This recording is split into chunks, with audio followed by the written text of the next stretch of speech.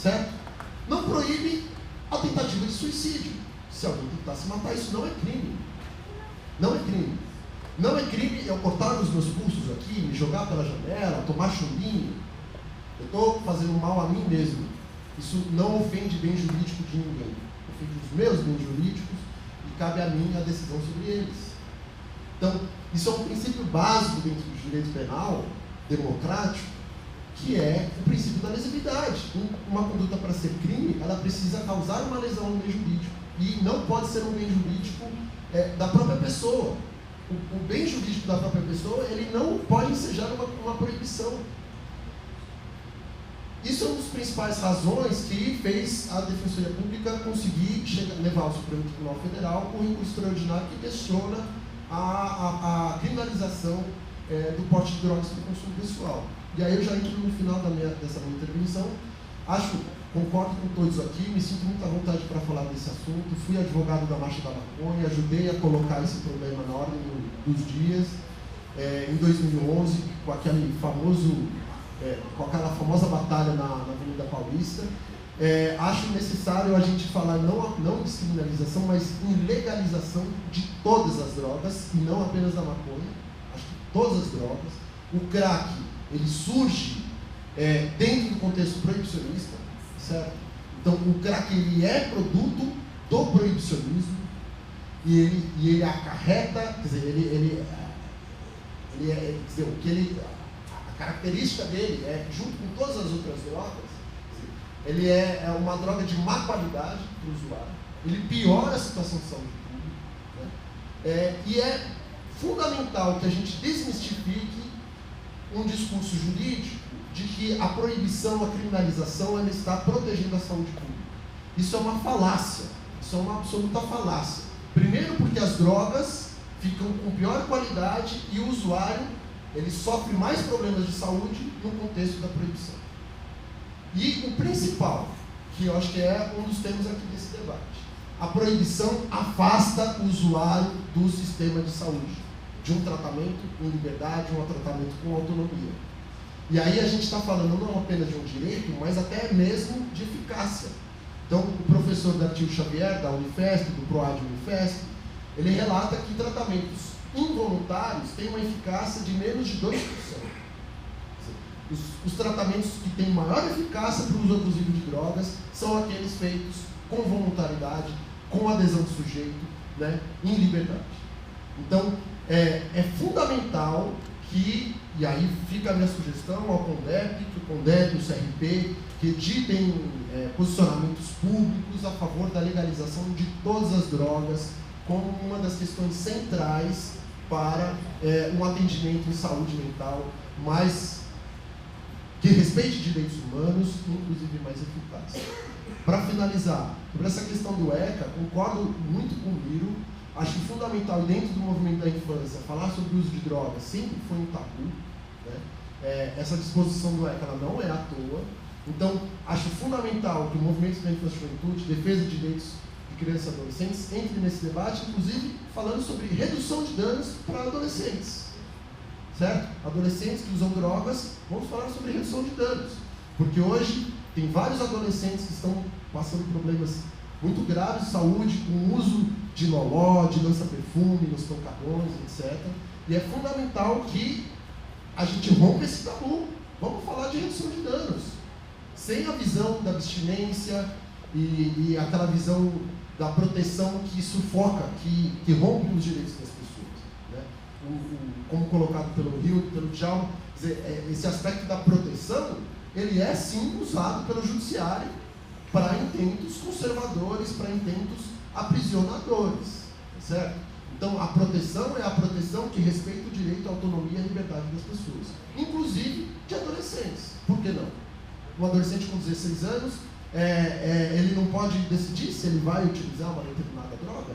Eu comecei a tomar cerveja com 14 anos. Na Europa, em muitos lugares, inclusive o professor Dartil Xavier já mencionou isso, é muito comum que os pais deem copos de vinho pequenininhos para os filhos com 12, 13, 14 anos. E ele ainda explicou isso, é muito interessante. O uso de drogas envolve um aprendizado, como todas as outras experiências do ser humano. Envolve um aprendizado. Então, o adolescente que está lá com seu pai, tomando um copo de vinho em casa, aprendendo a tomar um copo de vinho com responsabilidade, é fundamental para que esse menino não tenha depois problemas mais tarde. Tratar um problema delicado, difícil, mas dentro de uma proteção que vai respeitar a vontade do sujeito e que vai propor um crescimento, um uso com responsabilidade. É muito melhor do que a postura do pai que não admite de forma alguma que o filho use nenhuma droga. Isso é completamente proibido, trata na pancadaria, e esse filho vai fazer isso aonde? Fora de casa, longe do pai, sem qualquer tipo de auxílio, sem qualquer tipo de orientação, inclusive por uma questão que envolve uma responsabilidade. Né? Então, acho que esses são os meus apontamentos. Eu penso que encaminhando para uma conclusão, eu lembro que o colega tinha perguntado, tinha sugerido, como é que a gente consegue trazer essa demanda, essa questão, a discussão, a abertura, para dentro do sistema de justiça, para dentro desses órgãos e instituições do sistema de justiça que tanto lidam com isso. E aqui os colegas colocaram, né, algumas maneiras, o que a gente tem feito, o que acontece. Reuniões, palestras, seminários, discussões, embate cotidiano. Isso vai se fazendo. A única coisa que me preocupa é que literalmente a gente nunca combinou, a gente não combina, nós não combinamos isso com os russos, literalmente. Raul, que está aqui pela defensoria, lamentavelmente não é o padrão de defensor que nós temos. Lamentavelmente não é. Eduardo Valério, que está aqui, o Arthur, que está aqui, lamentavelmente não são o padrão do Ministério Público que nós temos. E se aqui estivesse a Kenari Bojiquian Felipe, ela não seria o padrão da magistratura brasileira. Nós estamos falando de algumas pessoas com quem literalmente nós, no geral, salvo pontos de divergência que são esperados e que são também positivos, salvo pontos de divergência com essas pessoas, quem aqui está literalmente já é convencido dessa nossa luta. Os colegas que aqui estão formados em direito, seja o Rildo, seja o Raul, seja o Valério, seja o Arthur, essa turma com formação em direito e com poder de atuação dentro do sistema de justiça, eles lamentavelmente não são o padrão do nosso sistema de justiça. O nosso sistema de justiça está preocupado com uma série de outras coisas, uma série. E como foi colocado, lamentavelmente não é filosófica e eticamente calcado dentro do positivismo ou qualquer outra escola dentro do saber do direito. Não é. É muito mais eivado, feito, coalhado no preconceito e no conservadorismo à direita. É muito mais nisso. Então isso é que me preocupa, para que o próprio sistema de justiça consiga se abrir a esse tipo de discussão, da maneira como aqui estamos colocando, é necessário inclusive discutir o nosso sistema de justiça e a sua abertura à participação social, à escuta e participação social. Isso é necessário. Lamentavelmente, o nosso sistema de justiça tende muito mais à conservação à direita dos bens que já conseguiu amealhar. É muito mais isso. Se as cadeias estão superlotadas, construam mais cadeias ou vão até o legislativo e consigam autorização para duplicar, quadruplicar a superlotação. Se o sistema socioeducativo de restrição de liberdade para crianças, para adolescentes, está superlotado, vão até o legislativo, junto à Alesp, e exijam um pouco mais de porcentagem de superlotação. Ou então construam mais unidades. Essa é a resposta simples, que boa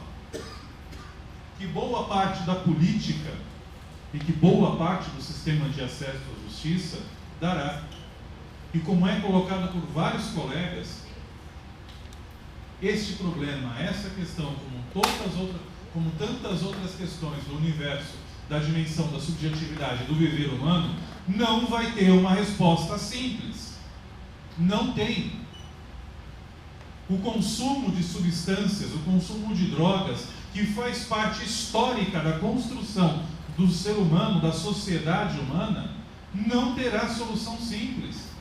O problema de você achar que pura e simplesmente pegar um ser humano que você acha que saiu da curva, que deixou de se comportar da maneira como deveria, se você achar que a solução a essa pessoa é retirá-la da sociedade, colocá-la num local de controle, seja o hospital psiquiátrico, a prisão, a comunidade terapêutica, o raio da instituição que seja, mas se você acha que é retirar, apartar, colocar esse ser humano de lado, controlar todos os comportamentos dele da maneira que você acha conveniente, até que depois de tão malhado quanto ferro por um ferreiro, e quando finalmente se colocar dentro da forma dos comportamentos, e muitas vezes essa forma de comportamentos, ela é feita, ela é tabulada, ela é dada, ela vem com a subscrição de colegas da minha profissão, que vão falar se a pessoa está ou não dentro do comportamento esperado. Quando finalmente essa pessoa for colocada de volta do seu meio de convívio social, aí você vai questionar quando ela reincidir. Não se altera em um milímetro que seja. As nossas políticas não conseguem literalmente alterar em 1 milímetro que seja a sociedade aonde a questão surgiu. Por si só, o consumo de substância, o consumo de drogas, por si só, não é problema e não é pauta de problema. E se torna pauta de um problema, é primariamente um problema de saúde, para muito depois se tornar uma questão de segurança pública. Se isso é uma questão a ser tratada, a única coisa que deveria competir ao Estado é garantir o atendimento e o atendimento em saúde, o atendimento em educação, o atendimento em assistência. Era muito mais isso do que pura e simplesmente colocar essa pessoa apartada, seja no presídio, seja no hospital, seja na clínica ou na comunidade. O que ocorre, ao fim e ao cabo, assim como em tantos outros sistemas de garantia de direitos, é que nós temos sim previsto o que deveria ser feito. Aos problemas e às misérias que vêm desde o século XIII, com o problema do hospitalismo, que modernamente, quando você tem essa junção de rios do sistema de justiça com o saber da saúde, sobremaneira o saber médico, e nasce a monstruosidade do manicomialismo, que é algo até mais recente, mas o grande problema que nós enfrentamos do apartar as pessoas nasce lá no século XII, XIII, com o hospitalismo, e que isso sim deve ser questionado, essa cultura tem que ser quebrada, porque nada mais é do que uma cultura de apartar a pessoa da sociedade no meio em que ela vive, forçá-la a uma ortopedia moral, até que ela seja capaz de responder aos comportamentos que eu quero que ela responda. É isso que a gente tem que quebrar.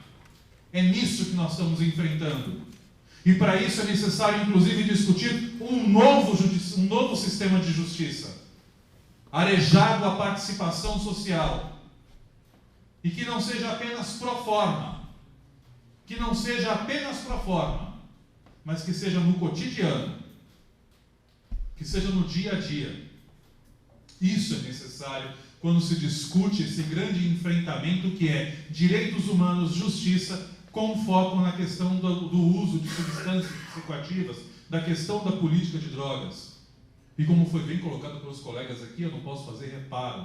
Não existe vazio na política, porque se você pensa que existe um vazio na política, tenha certeza, algum grupo já ocupou. Comunidade terapêutica só surge pela incompetência de nosso Estado em fazer valer de verdade a política pública substitutiva ao manicomialismo. Porque até hoje, de fato, me mostre qual que é o município que conseguiu, de fio a pavio, de cabo a rabo, instituir completamente e no melhor funcionamento a rede de atenção psicossocial, com todos os seus componentes, todos, em suficiência e qualidade. No entanto, nós temos legislação para isso, nós temos qualificação para isso, existe toda a padronização para que isso seja feito. Só que a opção política é o que mais pesa nisso. E alguém pode perguntar, tanto que um dos blocos anteriores dessa audiência foi financiamento. Mas não é mais barato a comunidade terapêutica? Claro que é. Mas sem sombra de dúvida que é. É a mesma coisa que você comparar a produção de qualquer produto, de qualquer bem, por via de mão de obra escravizada ou de maneira legal. E eu coloco claramente para vocês, comunidade terapêutica, nesse exemplo, se encontra dentro da ideia de mão de obra escravizada. Por isso que é barato. Única e exclusivamente por isso.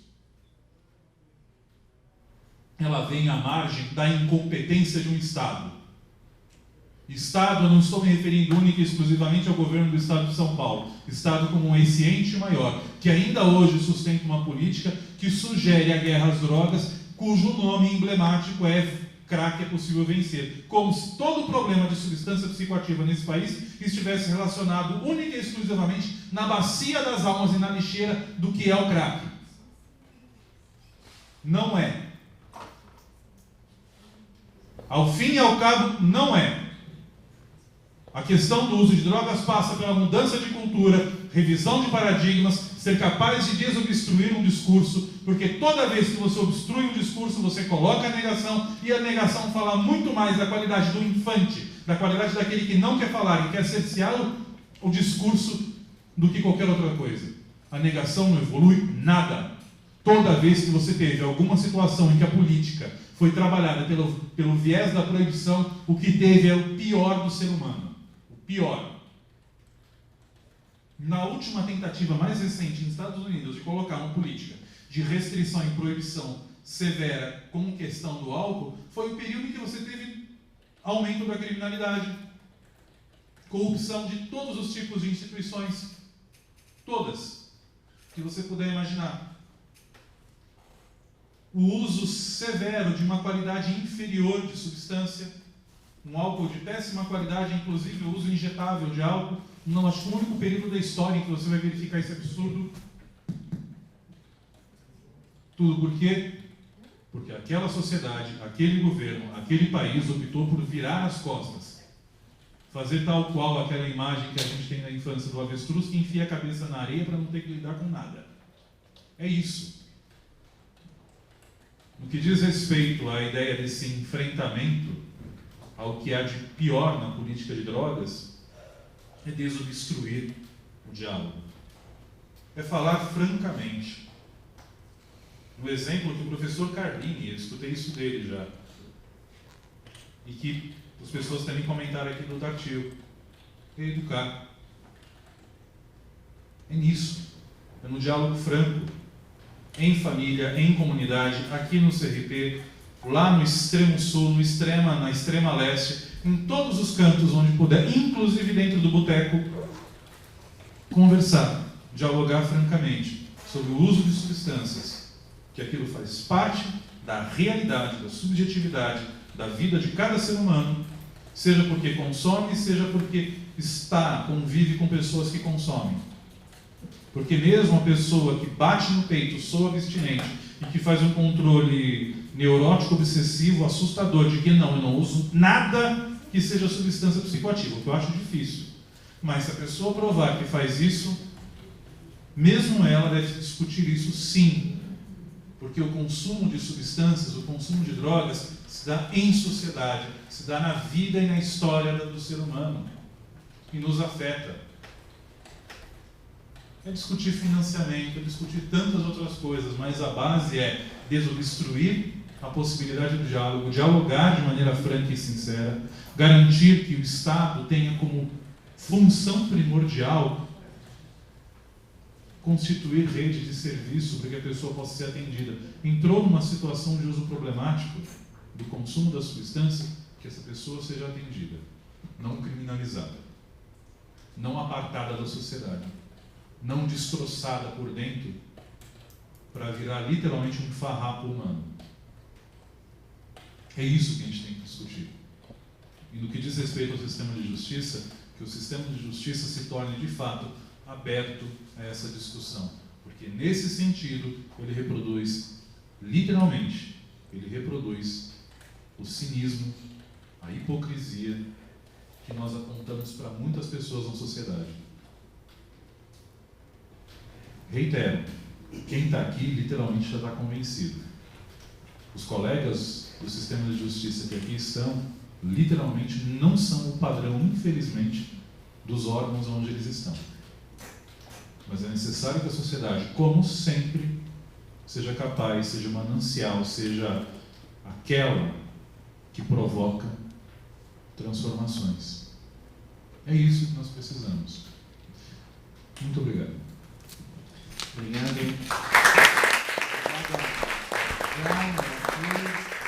Aristeu, e aí eu consulto a plenária se alguém tem alguma questão complementar em razão do horário, se alguém da mesa, doutor Valério, o senhor quer fazer algum comentário?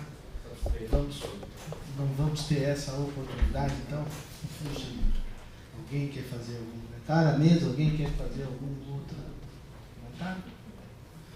Bom, então só cabe a nós aqui, e encerramento, lembrando a todos e a todas que nós vamos continuar o bloco 4, que vai ser dia 29, na semana que vem, às 13 horas, aqui nesse mesmo local, e nós vamos tratar sobre as práticas salvacionistas e a precarização da força de trabalho que são utilizadas muitas vezes como métodos nas comunidades terapêuticas, né?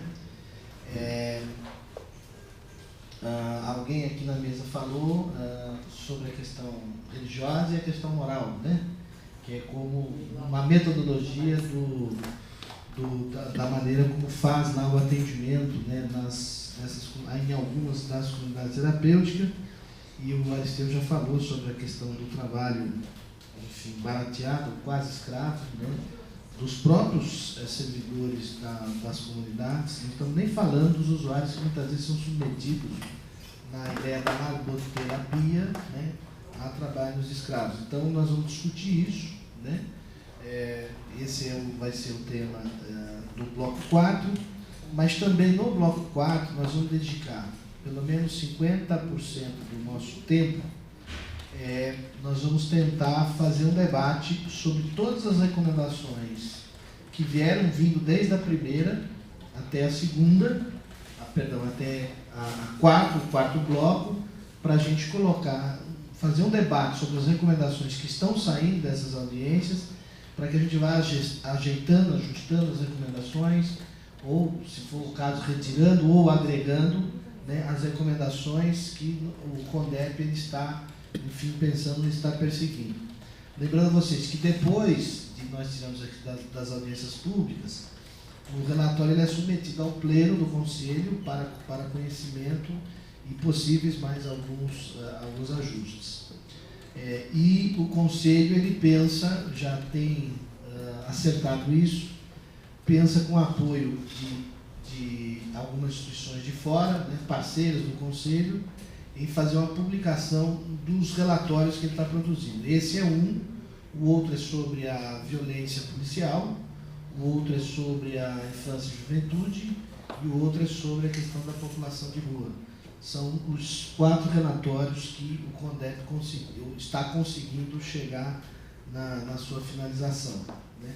Esses relatórios serão publicados todos com o mesmo padrão, ou seja, o debate, a análise, as denúncias, o diagnóstico e também as recomendações, né?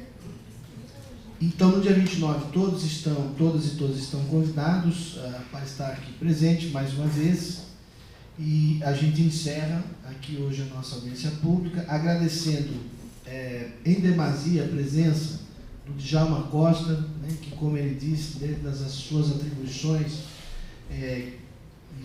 as suas atividades, nos brindou aqui com a sua presença, com a sua narrativa, as suas experiências, trazendo para dentro, né, do nosso relatório algumas ideias que a gente teve a oportunidade de anotar aqui, algumas propostas que a gente teve a oportunidade de anotar. Agradecer demais mesmo, dizer que o CONDEP, e fica uma sugestão de usar mesmo o Centro de Defesa dos Direitos Humanos para fazer os seus debates.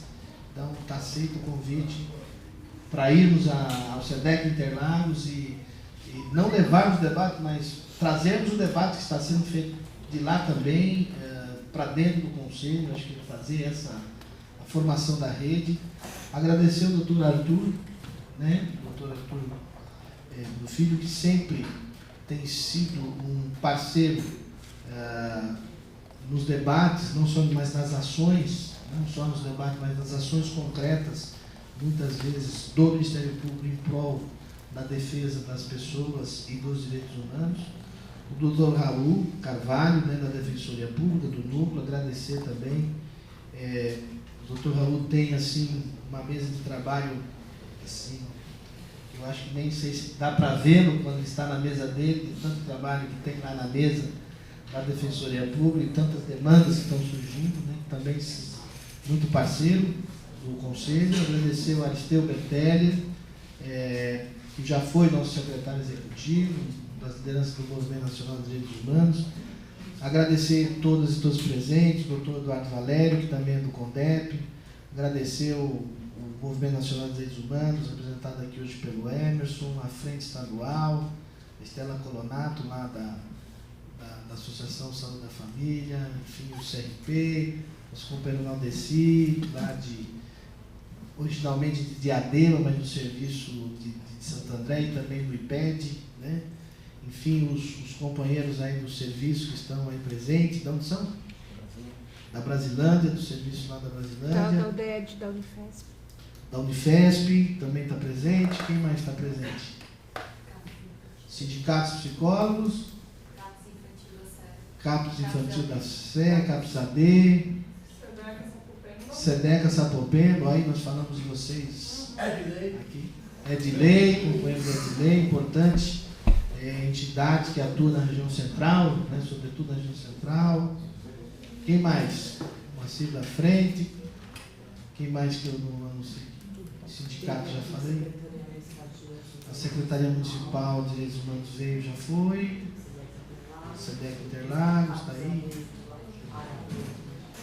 CAPS AD, Vila Natuã. Unidade de Acolhimento da História Brasileira estão aí presentes.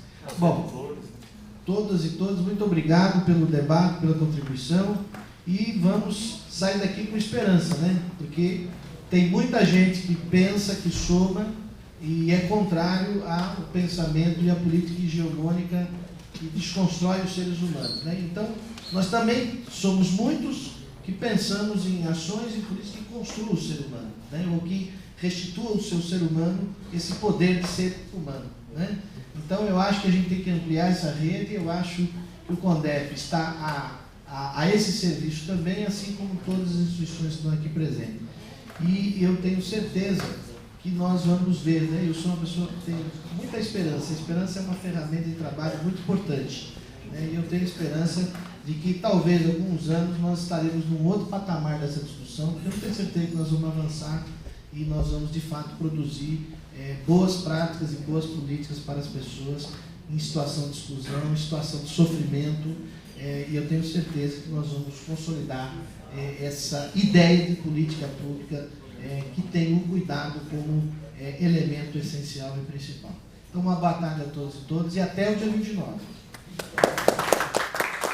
Por favor, assinarem a lista de presença para que a gente possa manter vocês informados.